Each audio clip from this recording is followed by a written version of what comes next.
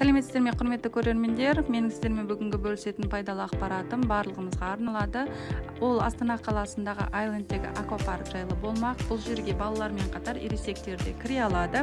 Менің өзіме қатты ұнағаны ай сайынғы түрлі акциялары.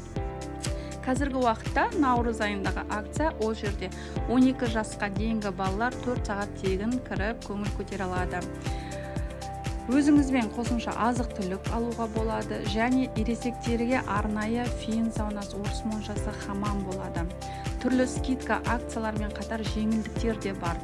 Көп балалы отбасыларына, мүмкіндігі шектеулі жандарға, зейнеткерлерге әрине бұл жеңілдіктер жұмыс күндері болады. Қазіргі уақыттағы акцияға тоқтала кететін болсақ, бір ересек адамға төлем жасап, 10 жастағы бір баланы кіргізе аламыз. Немесе бір ересек адамға төлем жасап, 11-12 жастағы 2 баламен 4 сағат тегін уақыт өткізуге болады. Міндетті түрде баланың туу туралы куәлігі қажет болады. Айлендтағы аквапарк сағат 10-нан кешкі 20:00-ге дейін жұмыс жасайды.